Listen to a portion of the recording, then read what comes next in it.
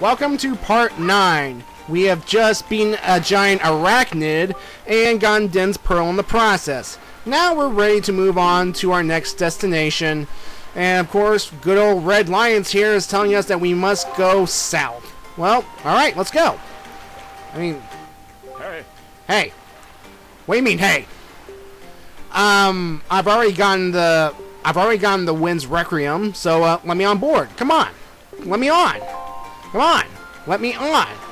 Well, turns out we cannot board this boat until we change the wind's direction. Thanks, game. So, let's get back on land, equip the Wind Waker, and play the Wind's Requiem to change our direction southward.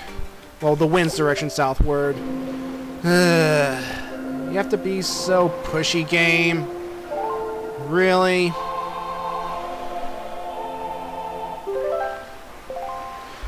Alright, and with the wind blowing southward, we will finally get on that boat and get going. Hey. And you're yawning? Come on. I'm bored just trying to get things along. Alright, let's get going. Let's sail onward. Woohoo! And of course, as we sail southward, we will be stopped right about any time now. Come on. Here we go. And who is stopping us right now? This fish here? Alright, folks, meet the fishermen. Yeah, that's what this thing is called, fishermen. And these guys are pretty important because, as he comments right here, we pretty much have a pathetic sea chart. It only has a few islands painted here and there. Well, whoop-de-doo. Well, pretty much what he's going to do is he is going to get his paintbrush, which... How did he get the paintbrush in the first place? Did he regurgitate it or something? Well, anyway, using said paintbrush, he will paint the chart, of your current location. In this case, he's painted Dragon Roost Island, and in addition to painting the island, he will give you some tidbits about the whole about what this island is all about. Now, of course, what he'll do is he will inform the rest of the fishermen across the Great Sea, because we have to find them, and they will also have to give us, they will also fill out our sea chart. But this one here is for free. In order to get the rest of the fishermen's attention, we have to lure them with all-purpose bait. Yeah, that's right, folks. This is why I bought a bunch of all-purpose bait. I will be charting all across the Great Sea, and it's gonna be a lot. So yeah, it's gonna be a while. It's gonna take a lot of bait, and yeah, so be patient. And of course, with that, let's go onward southward, and I will show you how to find these fishermen right here. Usually the fishermen are located near the island in question, and it's a matter of just looking around for a small, like something jumping up and down in the water, and that's usually an indication of, the fishermen in general. And of course, I'm checking the sea chart to make sure I am going the right way.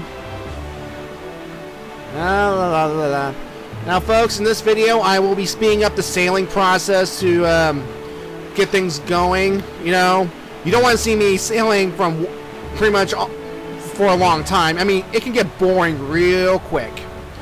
Anyway, right here, there's the fishermen jumping up and down. And around here, this is where you need to, like, drop the all-purpose bait into the water.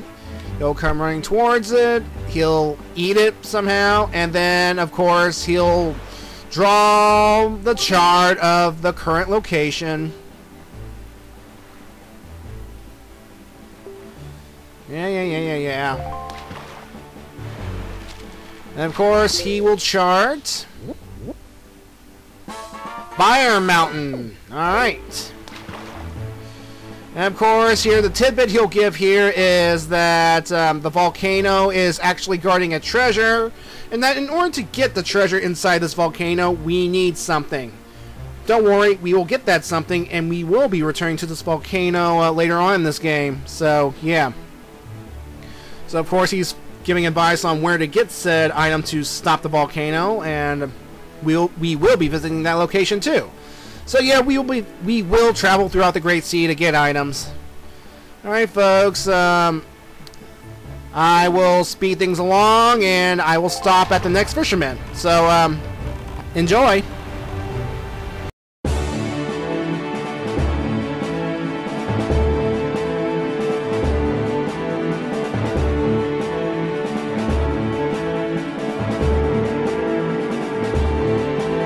Yeah, I use the Wind Waker Ocean theme as my speed-up music, but can you blame me? I mean, despite the flaws in this game, the music is not one of them. I mean, I love the music. In fact, I love the music in many Zelda games. I mean, it's fantastic. But I digress. The fisherman here is going to be sketching us East Triangle Island.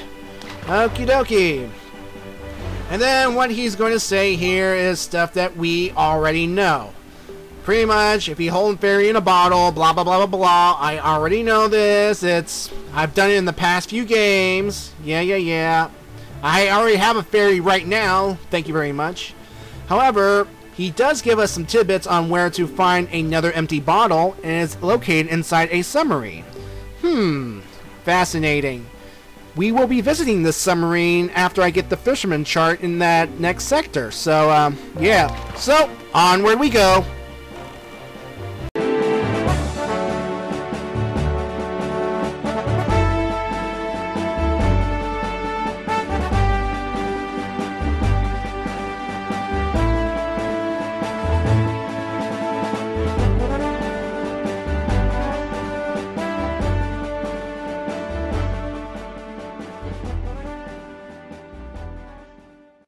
Yep, this will be the last time in this video I will speed up the traveling, because the very next quadrant of the sea will be our destination.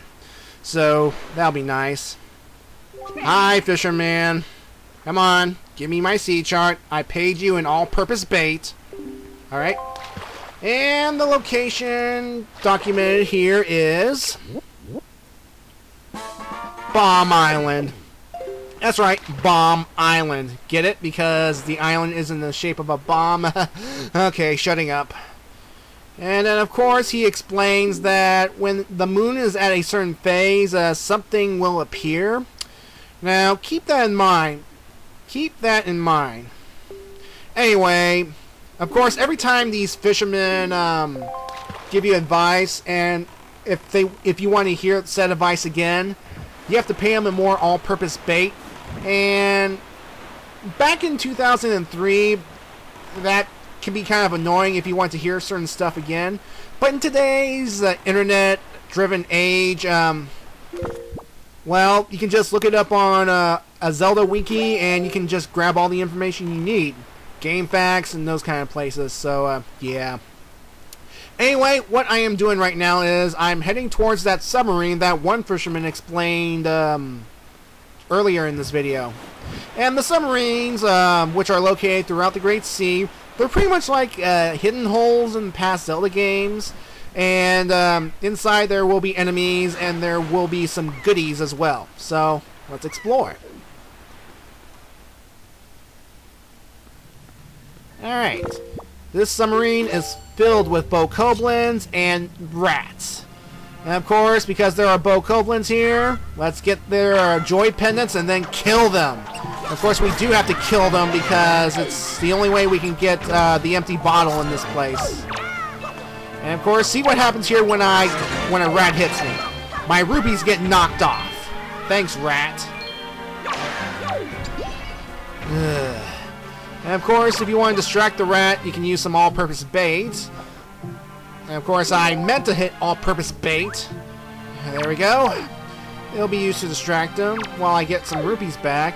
But it does not matter. Once I kill this bokoblin, I will get enough rupees to get back to my maximum, current maximum capacity. And of course, with all bokoblins dead, we get a treasure chest. Yay. And inside should be our empty bottle. Yep, this will be our second empty bottle of the game. Because again, more empty bottles, means we can hold more things, like fairies, which means we can last longer. And there are only 4 bottles, like in many previous Zelda games beforehand, so yeah. Nothing else to do here. Let's get out of here. Unless you want to kill the rats or something. I don't know. Anyway, here, next to the submarine is this platform here, guarded by a pink bokoblin. I think he's pink. And he's pretty much the lookout. He pretty much has a telescope right here. And like all bokoblins, he will have a joy pendant, so make sure you steal it before you kill him. Or knock him into the water. It'll still kill him. Now, I'm surprised that villains die the instant you knock them into water. I mean, they can't swim? Oh well. So yeah. And about this whole charting business, about the whole sailing the Great Sea thing, in future videos I will be charting, I'll do some off-screen charting, and I will only show the places where you need to go at that moment. And for the places that I've already documented, I will read you what the fishermen... Well, I will pretty much read you the fisherman's information from a website. So, yeah, I will not deny you of that privilege. So, yeah. This is our destination right here. This... Looks like we have a few islands grouped together, a couple of big ones. Hey. Yeah. Yeah, folks, welcome to Forest Haven. This is our next major destination, obviously. I see a great tree. No duh. Thank you for pointing it out, Mr. Boat. And we are meeting with the Great Deku Tree. Now that name sounds very familiar. And of course, yeah, Ganon's treachery has reached this far too, so yeah. Anyway, you may have noticed that the mailbox or post box is wiggling all up and down and all around and all that stuff. That means that Link is going to get some mail. But we'll get to that later on. First of all, let's get the fisherman to chart this place. Yeah. Yeah, again, folks, like I said, I will do some off-screen charting to fill up my sea chart. And again, I will, for places that I do not point out during this playthrough, I will read you the description of, or the hint of, the island in question. So, don't worry, I will not leave you in the dark. Hello, fisherman. Yep, same dialogue as before. Alright, pull out your paintbrush from wherever you store it. And thus, Forest Haven is charted.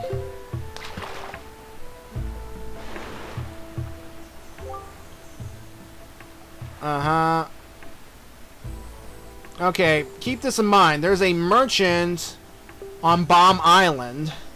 Keep that in mind. He will be important later on. See, there's a lot of things that are hinted now that will be important later on. It's how this game works. It's how many Zelda games work. Hints, foreshadowing. You just gotta keep things in mind. Alright. Island's been charted. Let's go get some mail. And come on.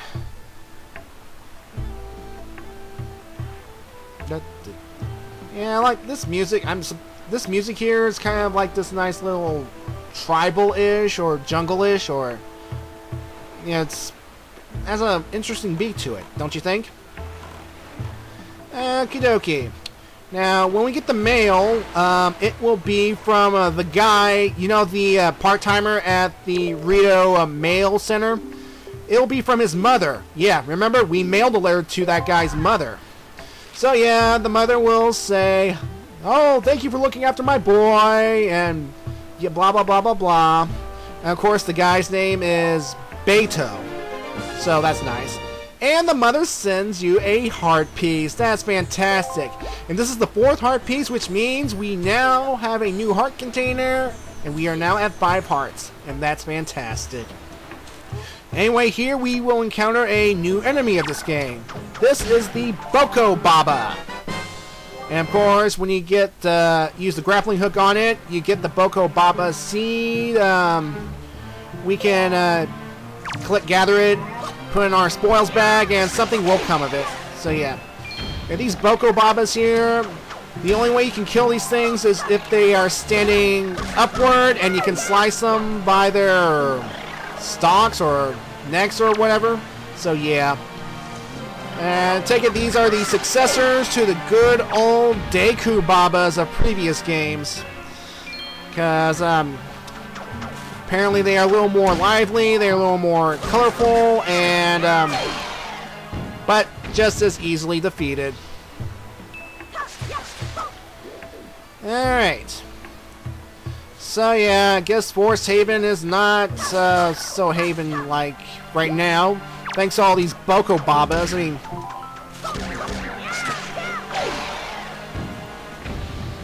Alright, around here, we have to whip out the good old grappling hook and swing across. And, of course, make sure you pay attention to where you swing it at, or else this will happen. You swing right here, you fall into the water, and you will fall down here. Yeah, and which means you have to climb all the way up and do this again. Now, if you notice that thing spitting projectiles out, that's our good old friend, the Octorok. They're back. And in this game, they are more octopus squid-like. They're more squid-like than in previous games. And I don't know why. I mean, maybe it's because of the cartoony graphics. I'm not sure, but hey. Of course, defeating them is easy. Again, just put the shield up. It'll reflect the blast back at them. And they're dead just like that. So yeah, make sure you do not fall into this water as you climb, or else you'll end up heading downward at the bottom of this small waterfall. Alrighty. Of course, there'll be one more Octorok right here. Again, reflect its projectile back at him. And then all you have to do is grapple across the beam right here, and we will enter the inside of Forest Haven. Whee! Alright, let's meet the Deku Tree.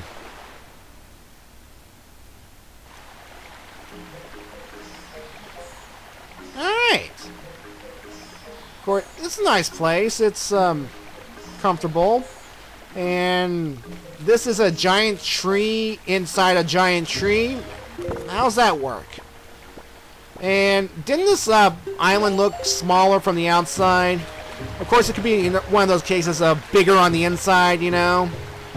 And maybe it's because game developers aren't too concerned about size and people do not care at all.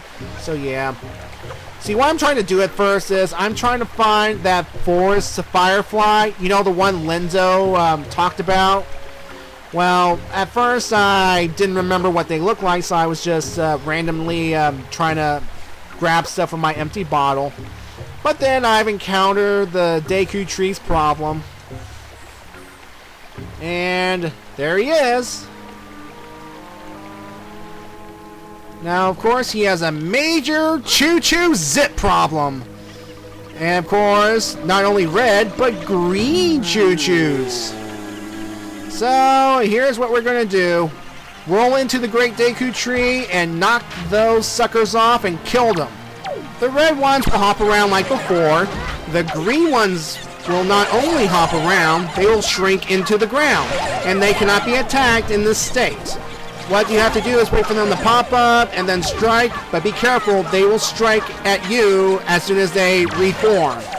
Now, the green choo-choos will drop green chew jelly, which can be used for magical properties, just like the red ones can be used for health properties.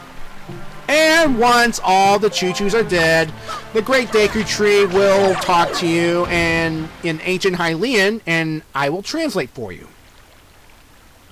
That garb you wear, could you be the legendary hero? And of course, Link is stunned. What's the matter? Do you not understand the ancient Hylian tongue?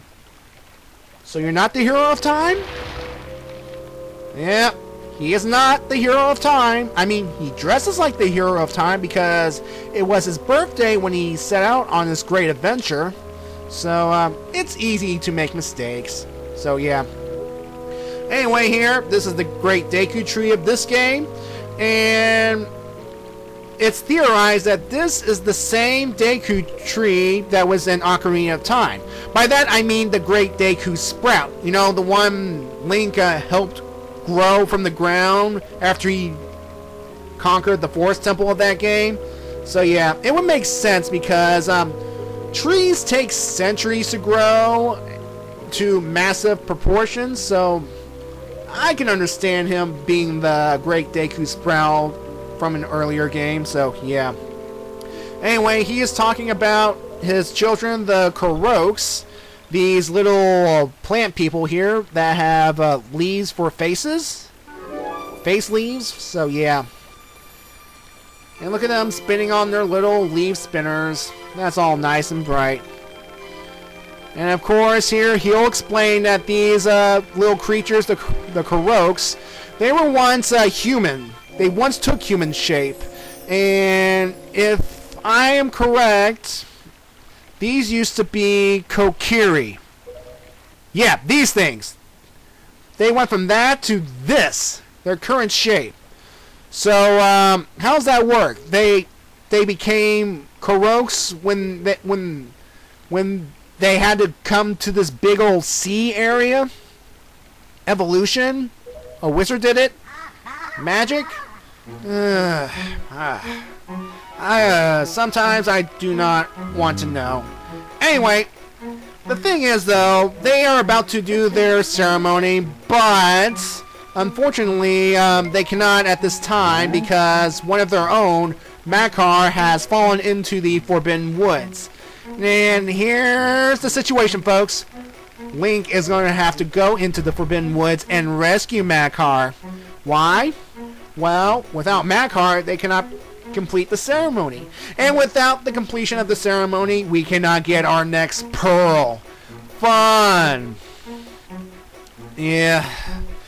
Here we go again. We have to solve problems in order to get the plot coupon, the MacGuffin. Yeah, but hey, it's a Zelda game. We should be used to it by now. And of course, the Deku Tree is going to solve Link's problem on how to get to the Forbidden Woods because it's a completely separate island. In fact, it's the only other big island in this quadrant. So, yeah. And of course, the Deku Tree is going to do something.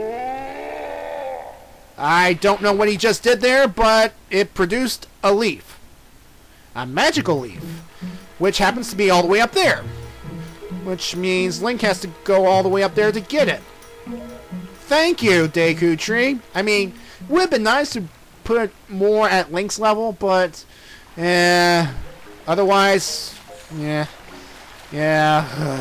Anyway, before I head on upwards to get that leaf, I'm going to look for that forest firefly that I need. The forest firefly that I need to find will help me get the deluxe Picto Box. Because remember, Lenzo said if he can get that forest firefly, he can transform my current Picto Box into its deluxe model, and the deluxe Picto Box can shoot color pictures. Why? Because that forest firefly has that kind of property, the Technicolor property that produces colors or something. I don't know how that works. So yeah. Now of course the forest firefly is special. It's bigger than the other regular fireflies and it will glow in many colors. That's how you can find it. And of course it'll take a little doing. It'll take a little while, so bear with me, folks. It's in some kind of tall grass somewhere. And of course, getting the deluxe Picto Box is important if you want to do a special side quest later on. I mean, it's important to for many other side quests and get many treasure charts, but it's also important if you want to do a special side project of this game, which I will get into near the end of this video. In the meantime, let's go up there and get our leaf. And to get up there, we have to go into these Boko Baba buds. And these buds will launch you upward, and if you press the control stick in the right direction, we can fall into the next bud, and that's how we can climb higher and higher and higher. And of course, if you do not touch the control stick, you'll just go up and down within the Baba, and yeah, it's a good way to plan your direction accordingly. Now, of course, when you get up to this bud right here, it will launch you up to a top of a tree branch, and we are going to have to grapple to our next destination. And of course, again, make sure you aim correctly, or else you will fall down, like I am about to do right here. So yeah, do not do what I do right here. When you grapple onto that beam, make sure you adjust yourself so that you will be in perfect position to aim for this bud right here. Because as we get higher and higher, if you miss one of these buds, Link will fall to the ground and he will take damage. But thankfully there are enough grass around to help replenish his health if you cut him. So yeah. And if you just take your time, adjust accordingly, and you should make it to the branch where the leaf is. Careful. And the leaf we are going to get is known as the Deku leaf. This magic leaf here is going to be used to help Link guide from platform to platform, and it will also grant us the ability to use magic. Yeah, once we get this Deku leaf, we will get our magic meter. And yeah, we will be able to use magical items and stuff. And if that magic meter runs out, the leaf will lose its greenness, I guess. Now, we're supposed to go this way to our destination, but I'm going to go the higher route because, well, I want to show you something, okay? So, yeah. To get up to this cliff, you have to use a combination of the buds and the Deku leaf. And as you can see right here, the leaf is draining Link's magic meter. But when you fall into the bud here, it will replenish the magic meter. So, yeah, that is nice. And the reason I am going this way, well, it will take me outside, but at a higher location. And I want to show you the location of an island in this area, and that's the location of that side quest that I mentioned earlier.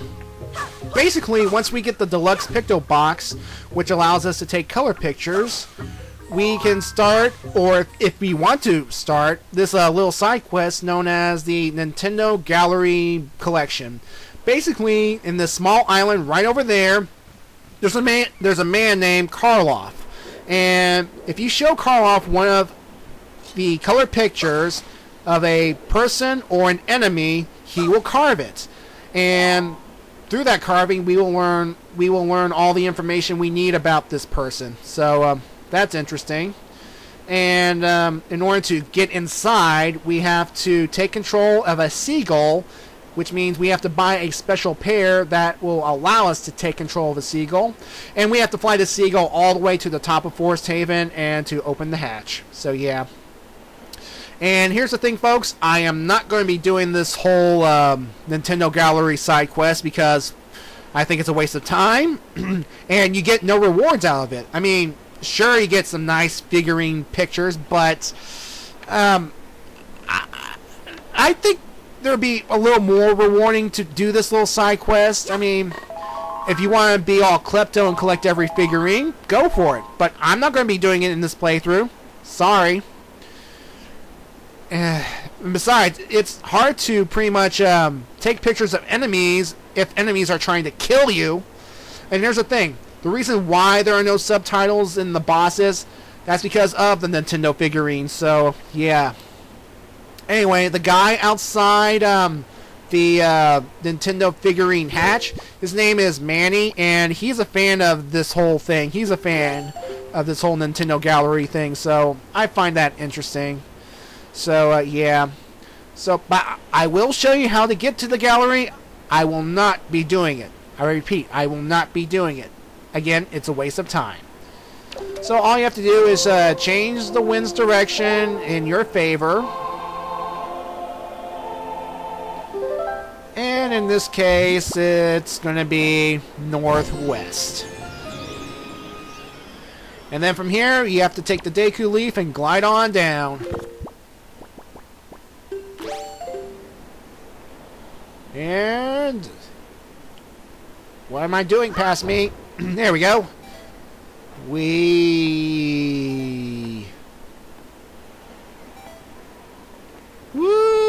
This is fun. Of course, you can use the Deku Leaf to soften the fall. So yeah, that's pretty much how you get there. This is pretty much how you have to get there every time you do this Nintendo Gallery thing. So yeah, it's not worth it in the end, folks. Well, anyway, in the next part, we're supposed to go save Makar from the Forbidden Woods, but I'm going to deviate from that path. Yeah, I'm actually going to go back to Windfall in the next video because I can do some more things now that I have the Forest Firefly and the Deku Leaf. So, yeah. What do you think of that, huh? Huh? I'm not going the correct pathway. I'm a rebel. And I'm sure other people have done the same thing in the past. So, yeah. Don't worry, Makar will be fine. GameScript will not let him die. Yeah. See you in part 10.